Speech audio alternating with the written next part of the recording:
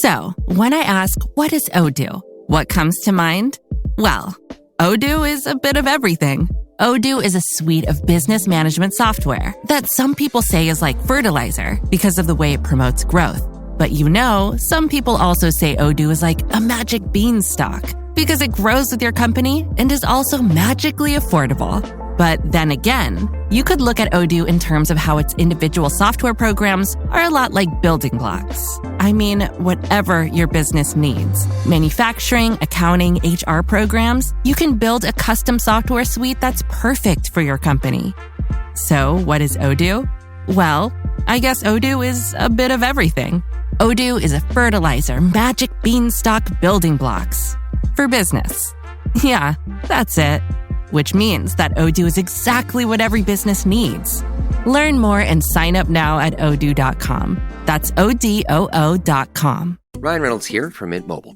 I don't know if you knew this, but anyone can get the same premium wireless for $15 a month plan that I've been enjoying. It's not just for celebrities. So do like I did and have one of your assistants switch you to Mint Mobile today. I'm told it's super easy to do at mintmobile.com/switch. Upfront payment of $45 for 3-month plan, equivalent to $15 per month required. Intro rate first 3 months only, then full price plan options available. Taxes and fees extra. See full terms at mintmobile.com. Welcome to the Retreat Leaders Podcast, your sanctuary with retreat experts, where we spill the tea on retreat success. Here we dive into crafting transformational guest experiences, talk about how to avoid pitfalls, and unlock marketing secrets. Whether you're a seasoned guru or a budding enthusiast, we've got the inside scoop for you. Join us as we learn how to flourish in this magical world of retreats. Hey guys, welcome to the Retreat Leaders Podcast. This is Shannon, and I wanted to start my podcast off today by first thanking everybody who leaves me reviews, because y'all, reviews mean everything to us. I read every single one of them, and they really do help us to get the word out and get more free tips and excellent speakers and guests out, like our incredible guest that we have today that I'm going to introduce just in a minute. But first, I wanted to give a shout out to Alea Harris, who left a review. She says, a must listen for retreat leaders and coaches. The Retreat Leaders Podcast by Shannon is packed with expert insights, real talk, and actionable strategies for hosting transformative retreats. Shannon's mix of personal experience, deep industry knowledge, and engaging guest interviews makes every episode valuable. Thank you, thank you, thank you. I so enjoy these reviews. So if you haven't reviewed us yet, could you please pause and scroll on down to do that? Because those really do help us to get incredible guests like today's guest. I'm going to have her introduce herself and tell us what she does, but welcome, Terrie, to the show. Oh, Shannon, thank you for having me. I'm so truly honored and grateful to be here. I love it. So first, why don't you just tell us about you, what you do, how you got to this point, like a little bit of journey into who you are. Yeah, thank you. So I'm an intuitive energy healer. What does that mean? I work in the subconscious place. Like you and I right now, and the listeners are consciously hearing what's going on. However, it's your subconscious that's going to be triggered. I may say something and someone say, oh, I don't like her, because that's a trigger. That's immediately what they're going to go to, meaning it could have reminded them of what mom might have said or how she would have acted, and then I've just triggered them. And so I work in that space, a subconscious, where you cannot recall. I can go back to when you were born, 3 months, 3 years old, and I'll pick up what is going on in your subconscious, and then I can shift it so that you can feel more enlightened, more powerful, more at ease and grace with your life. And I found myself on a journey. I was in corporate for many, many, many years. And then about 20 years ago, I had a spiritual epiphany, and it was at the end of a 14-year relationship. And I was actually able to shift some of my childhood stuff by 3 simple words. And those words were love will come, because I was struggling at the end of our relationship where we did have children. And it gave me enough strength to leave the relationship and empower myself. So I had to heal a lot of childhood mama drama, dad stuff, all of that and more, because my parents were teenagers when they gave birth to 3 children, and we were not triplets. And so I found myself on this journey of being able to heal my own inner child wounds, my own, emotional wounds between my partner and myself, and then going on that journey, and then being able to do what I do today. So that's it, all in a nutshell. Okay, I love this, especially, first of all, I honor that journey, and it sounds like it was painful, but also really what I think Glennon Doyle says very well, which is brutal, right? So it was brutal and beautiful at the same time. And so thank you for that, for sharing that. But I love subconscious work. Subconscious work is literally where so much is housed. And because it's subconscious, we're not always aware of it. And we're actually usually not aware of it. And so I love that. And especially what we're going to talk about today, because so many folks are in this space or are curious about this space, and the space being hosting retreats. And they're struggling with limiting beliefs, self-doubt, and feeling like, are they really good enough to be in this space? And so could we just talk about where that's housed and just some ideas that you might have about that? Because I know that that's one of probably the biggest struggles. And in my opinion, one of the reasons why they might quote unquote fail at hosting a retreat. Absolutely. Because think about it, they're in a position of leadership.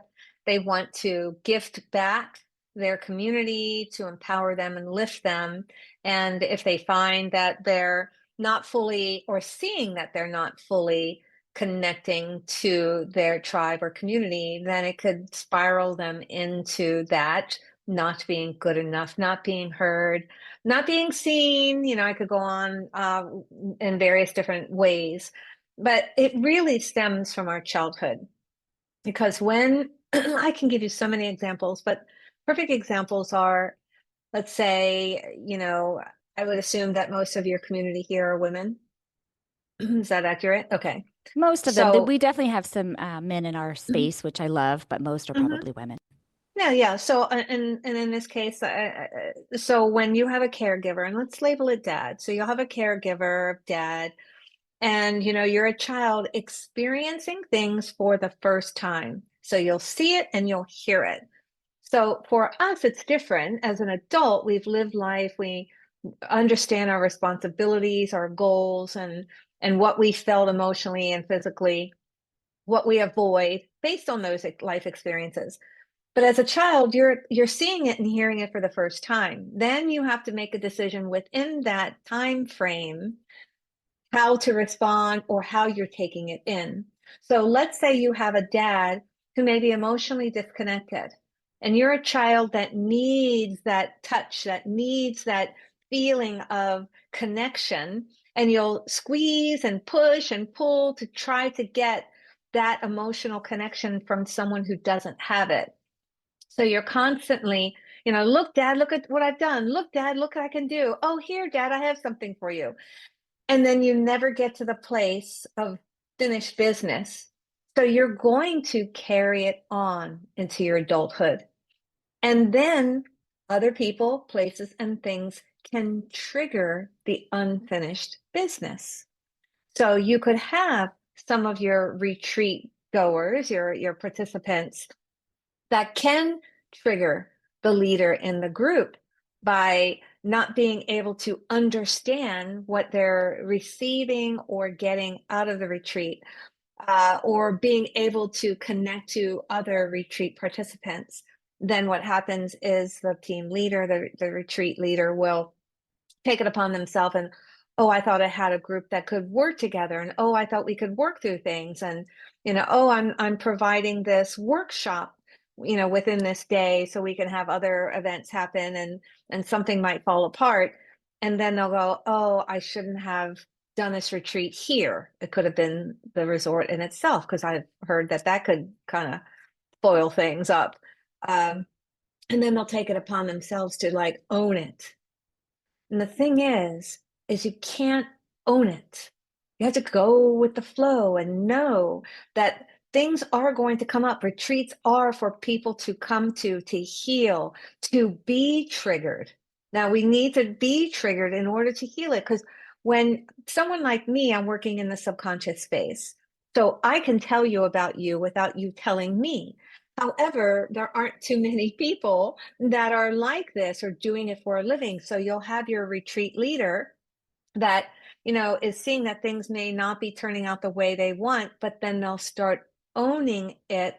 And then that will have them spiral. And then they'll pull away from doing another retreat, or they'll feel like that they're not good enough for what they've created, when in fact, it's an opportunity for them to heal as well in that trigger. Does that make sense? Hey, it's Shannon here. I'm just popping in really quickly to ask a big favor. Would you pause the show and go review it for us? Please. Reviews really help us to be able to get more guests and more experts on the show to help you transform your retreats. So if you wouldn't mind pausing and leaving us a review, that would mean everything. And if you're not already subscribed, do that too.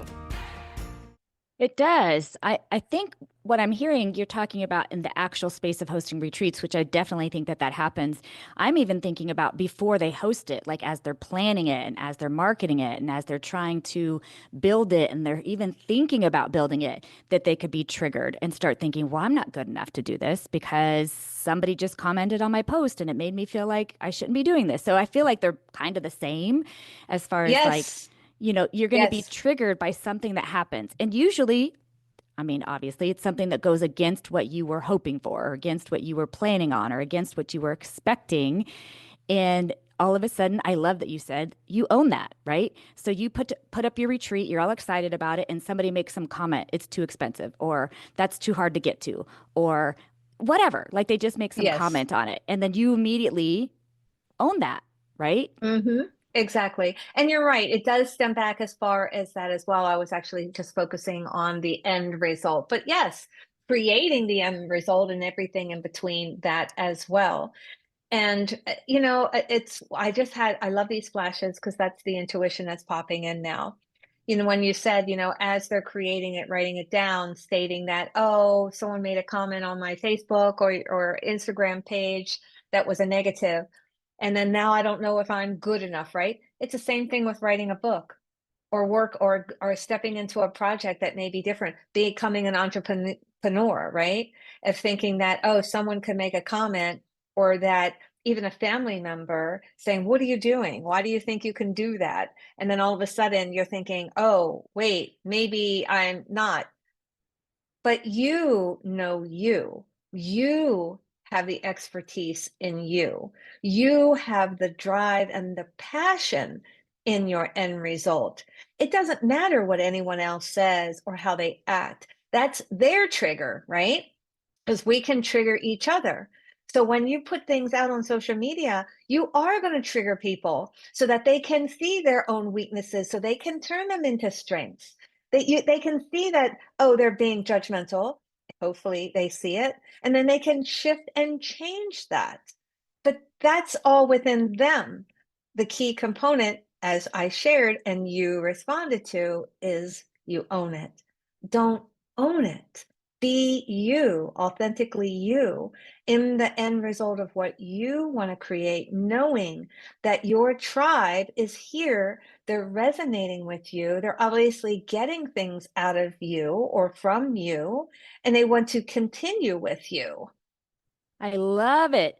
So I think there's almost like two parallels happening too. At least this is what I'm hearing. So help me out if I'm on the wrong path. The one parallel is when you're planning your retreat and executing your retreat, to really, you got to be authentically you. You got to stick to your plan, to your vision, to what feels right in alignment with you. And you have to know your why. And that's got to be really, really strong, right? Because these triggers can make those things falter. And then you start to think, well, maybe I should be more this way, or maybe I should cater more to this. So that's part of it. But then the other half of that is the trigger itself, right? It's the trigger itself. Why did that trigger you?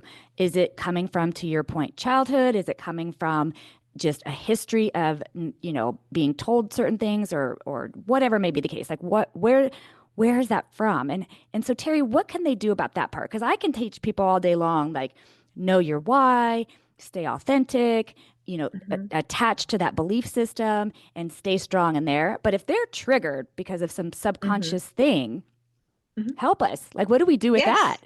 Okay. So I'm going to give you the perfect example.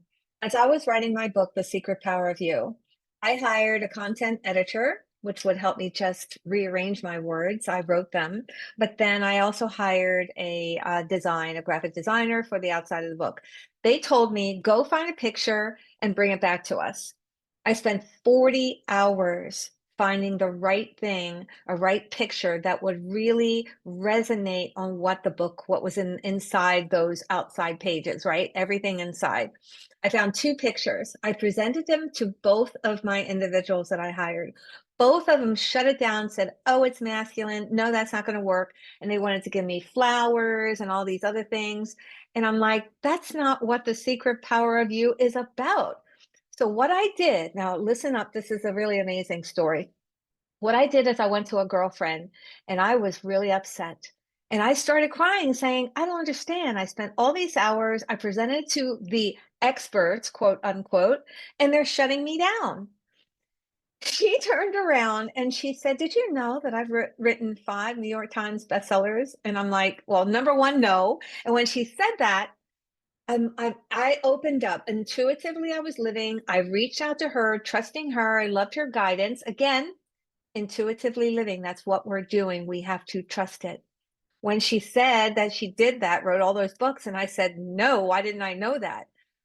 So while she was sharing back and forth, she said, look, you can hire all the experts you want, but you are the expert.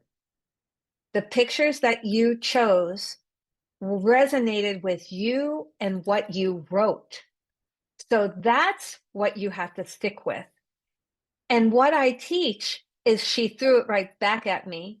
She said, stop giving away your power. And that's exactly what I tell my clients and people that listen. Don't give away your power. So if you're triggering someone else or they're saying no, if it's resonating with you, then stick with it. Stay with it. You're not going to know. I just had a client right before this session between you and I. And she was afraid of stepping into something for fear of the end result. And she said, but I just don't know. And I said, but you're not going to know unless you step into it.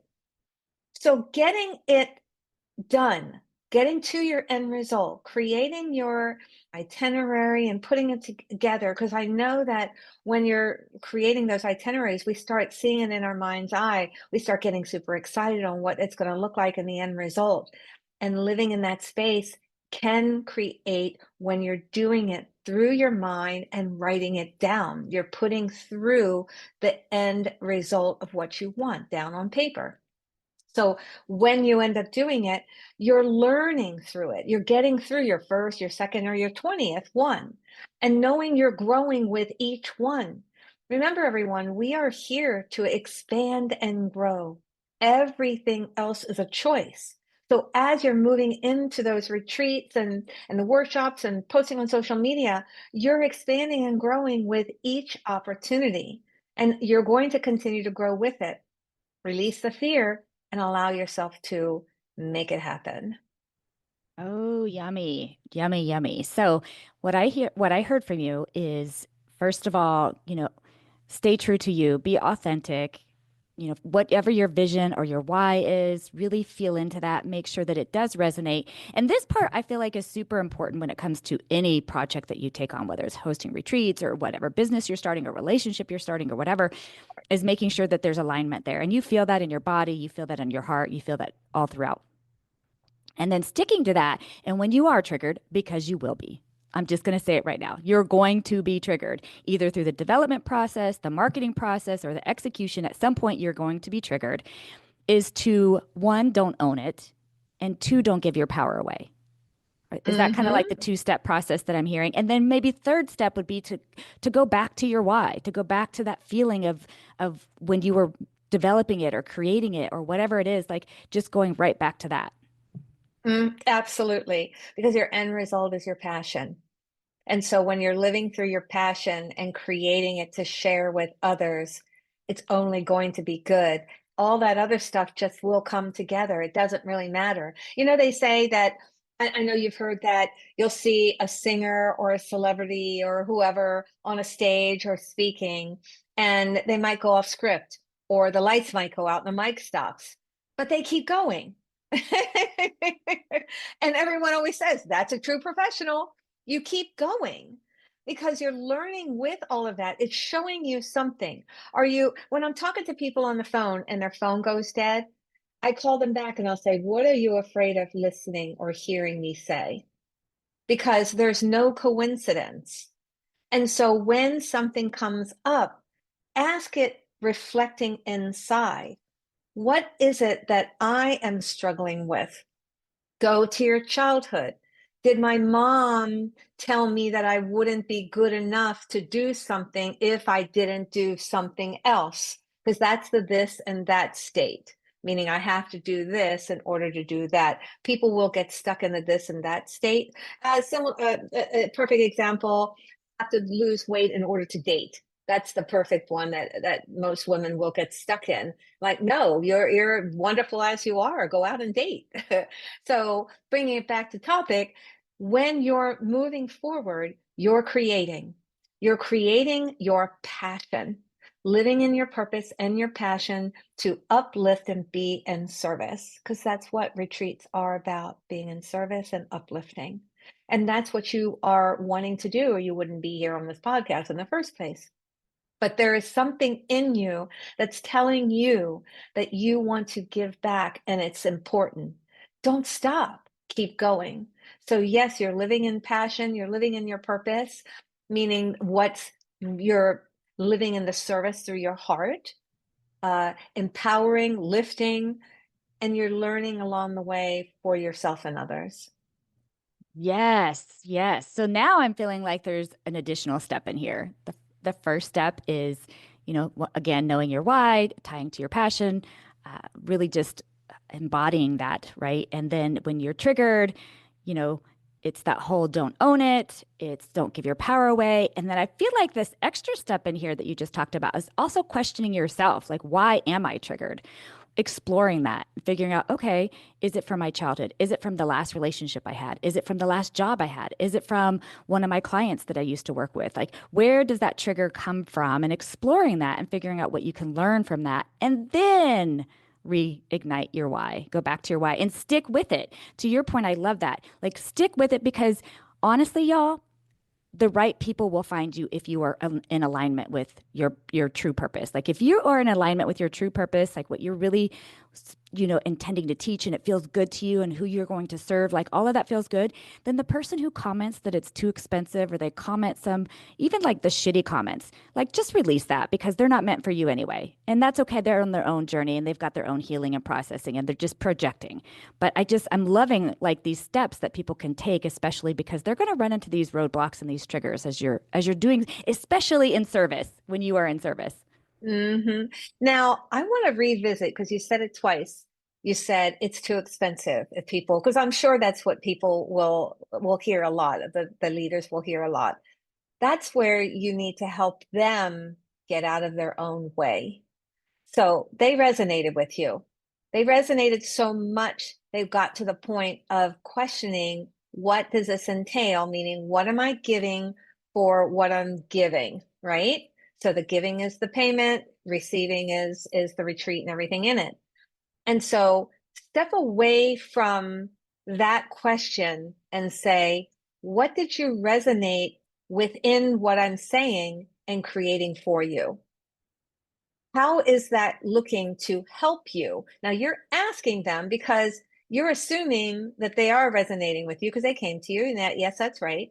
And you're assuming there's something in that, but it's better to gain that knowledge directly from them than to assume it. So asking, what is it in this? And how are you seeing that this is going to help your life? So now that you have those answers, which are the key components of getting them to say yes, then you can say, expensive is just a word. So if you're saying that this can change your life, because you're saying how it can help you, why it can help you, and all those other things that they're going to answer, right? Because you're just going to let them talk. So you're saying that this is going to give you what it is that you need. And so when you're changing a life, isn't that worth everything and more? When you're going to walk away with what you're looking for to say empowering you and lifting you, then it's not expensive. It's something you need. And so when you look at it like that and ask them, and don't just end it with, oh, it's too expensive, or because they're using it as an excuse, or I have to ask my husband, they're using that as an excuse, and say, well, how is this that you felt could help you? And then getting them to turn that into their yes as well. There are so many people that have come to me and said the same thing. And I'm like, well, wait a minute. You came to me. I resonated with you. I know that I can help you, number one. And so you're saying I can, we just have to meet in the middle.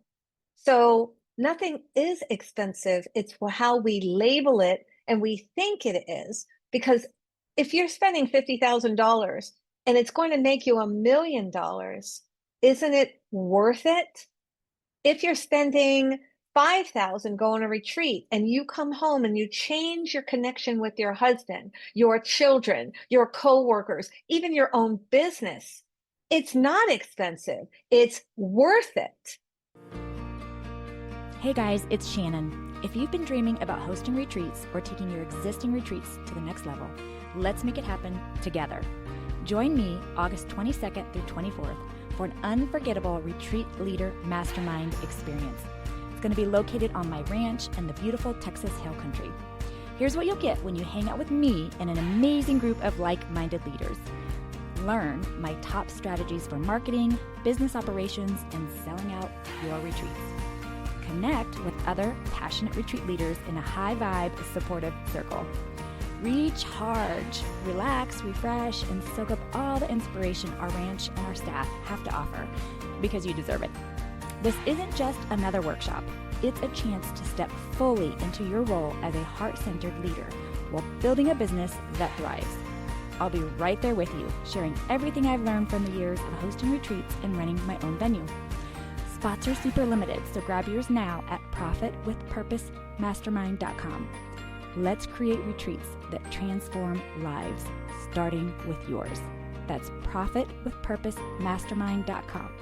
I can't wait to see you there.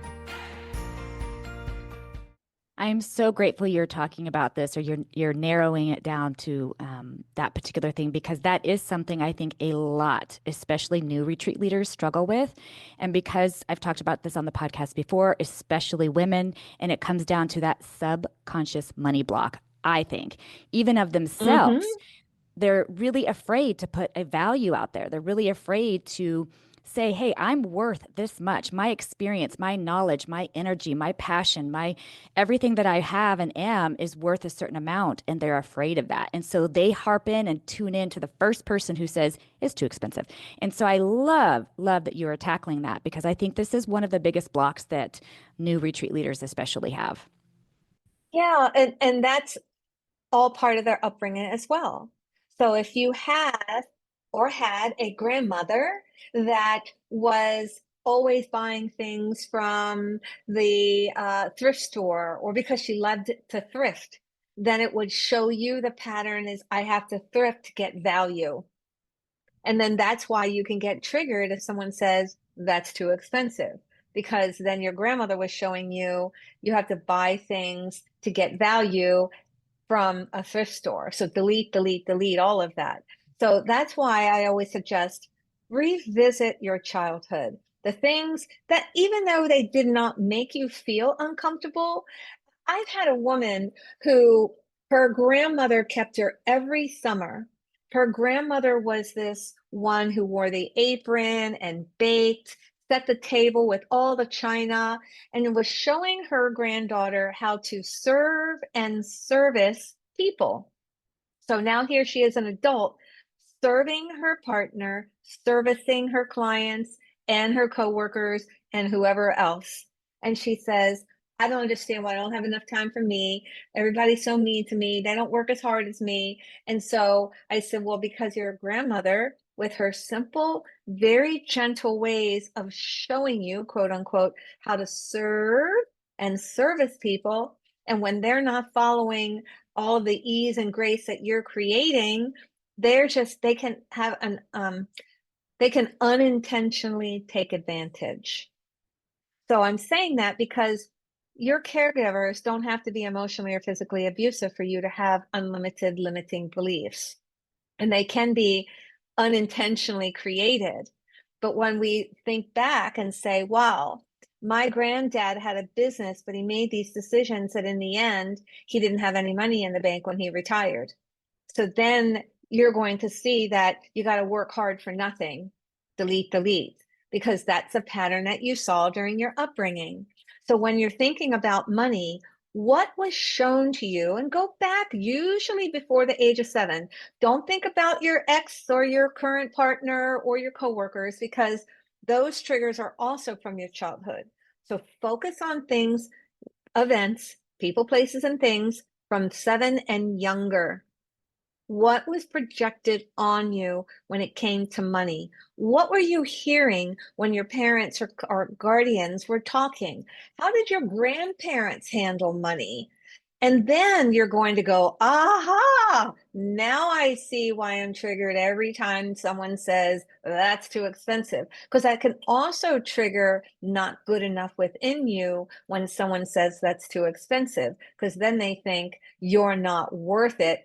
But when they've been following you and reading what you're writing and watching your videos, they're already in if you've gotten to the point of connecting with them.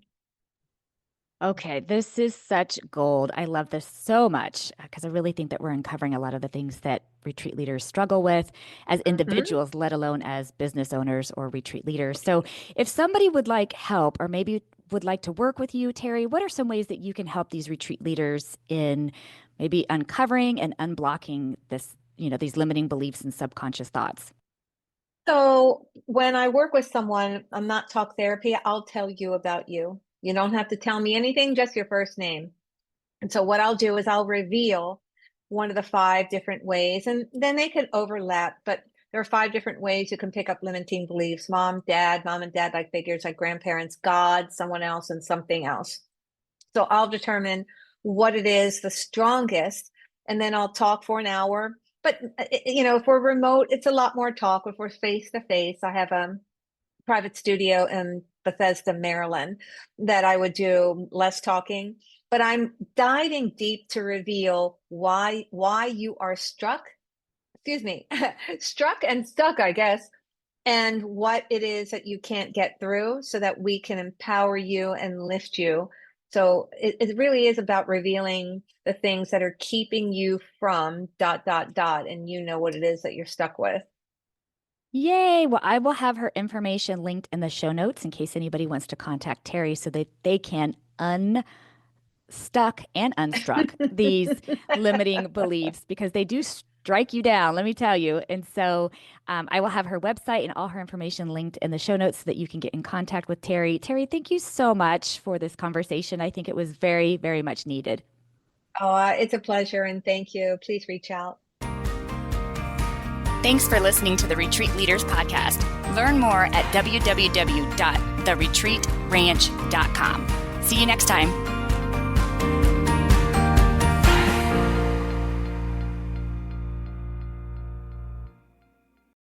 Time is precious, and so are our pets. So time with our pets is extra precious. That's why we started Dutch.